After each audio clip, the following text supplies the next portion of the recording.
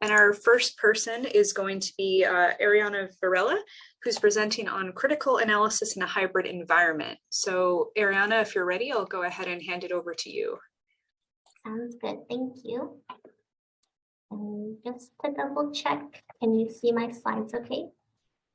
Okay, awesome.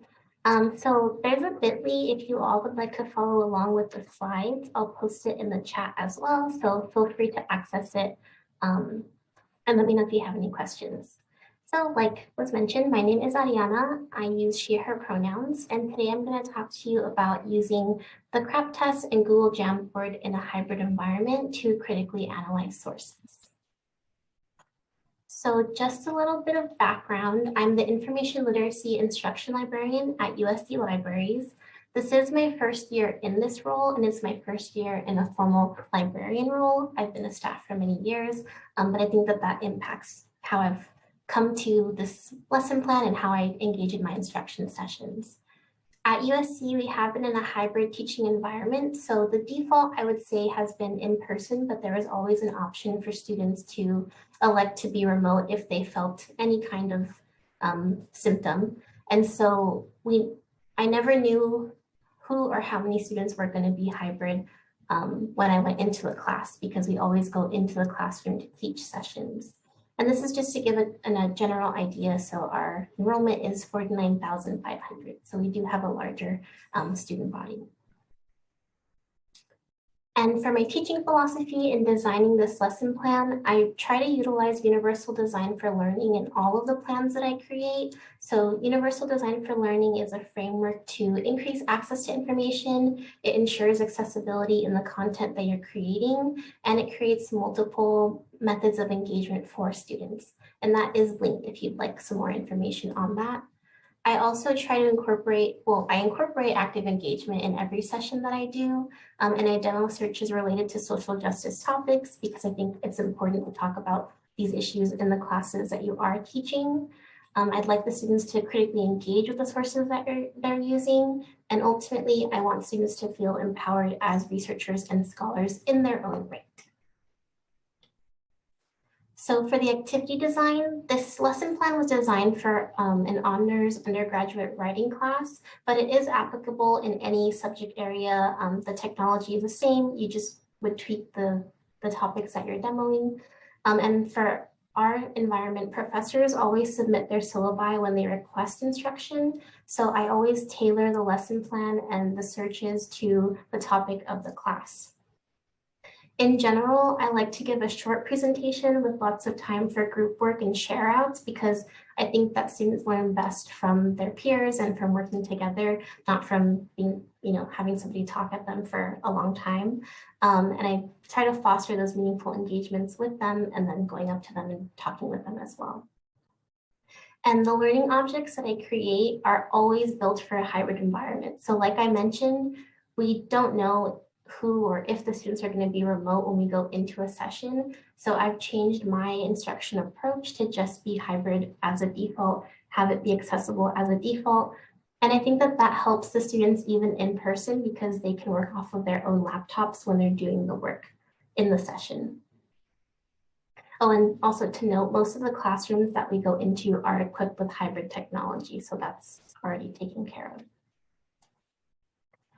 And in this particular lesson plan, I use the CRAAP test as a framework. I've heard recently, criticisms of the CRAAP test, and I think that those are valid. But I think that the way that I use it is to have students think about the context and the purpose in which they would use a source, not so much if a source is bad or good, but it's how and when they would use it. So sometimes you do want to use certain sources as an example of something that is counter to what they would agree with. So like I mentioned, not a discussion of good or bad, but it does get them to talk about authority and the need for different types of sources in their papers. And I also make sure to note that their notes and their analysis can be used when they're writing their paper. So it does give them a head start as they're doing their research.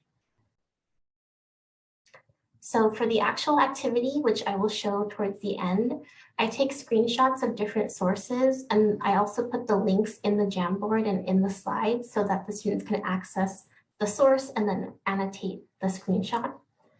I make sure to include multiple source types, and I make sure to cite scholars of color. I do think that it's not like a radical thing. It's the bare minimum needed for all instruction sessions. And it's also demonstrating what we would like, the behaviors that we would like the students to include in their papers. So if we want to have different voices, different types of sources, then we should be demonstrating that in our instruction sessions as well.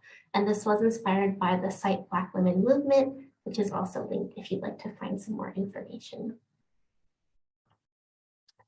So the main part of the activity is they work in groups to analyze the CRAAP test on Google Jamboard. I do give them a hypothetical research topic when I'm presenting the sources.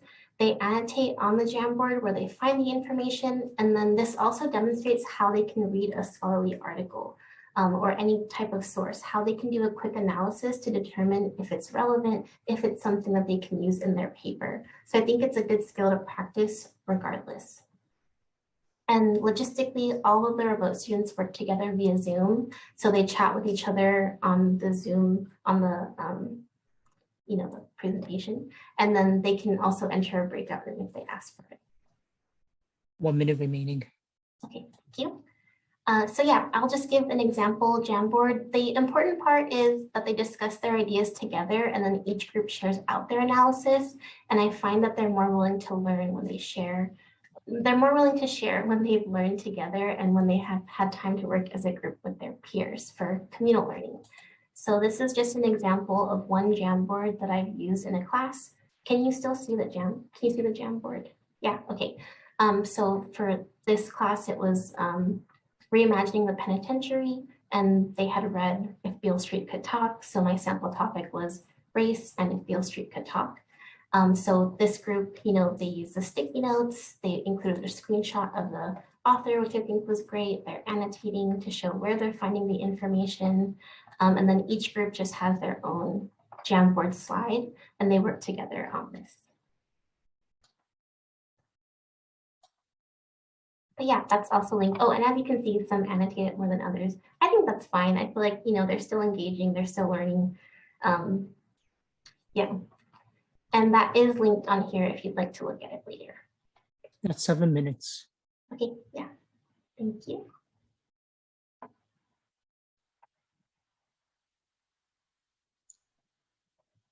Wonderful. Thank you so much.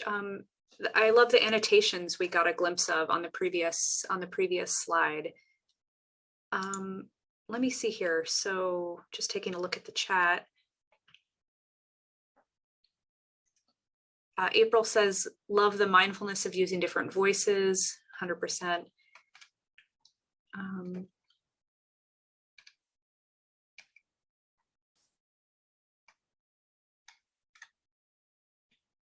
Some other people are just mentioning a couple of alternative models like CRAAP, where O stands for objectivity. That's interesting. I hadn't heard of that one before. While I'm scanning through, anything else you'd like to share? I don't want to. Yeah, I think one of the questions are, so most of the students are working in groups in person, but it's also, built so that the students who are remote can participate remotely as well. So they would be in a group on their own. And yeah, I agree with the other frameworks that are being shared. This was just an existing framework as a lesson plan at USC when I started. So it's one that I went with. And then for how do I encourage students to include different things? I don't really share that they should do that. They just kind of already know. I tried to let him in. He wasn't on the porch. He didn't, I don't know. I was like, I don't know where that boy is. That was when it was raining and I tried to let him in. But I'm sorry about that. It's okay. Please continue. I'm so sorry, Ariana. Yeah, it's okay. I think they've been in the Zoom world for long enough that they are, they're very intuitive with using different technologies.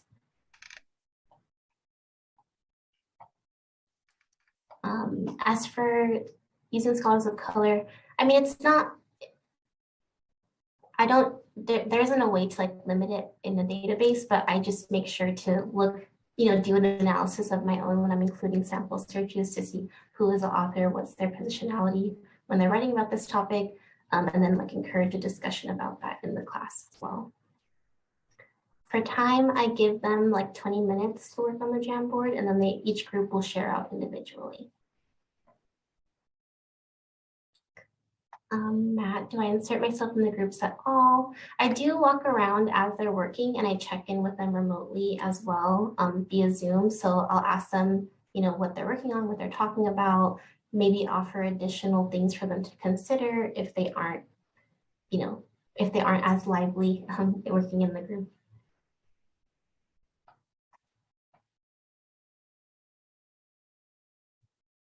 Yeah, thanks. Thanks, everybody. Wonderful. Thank you so much.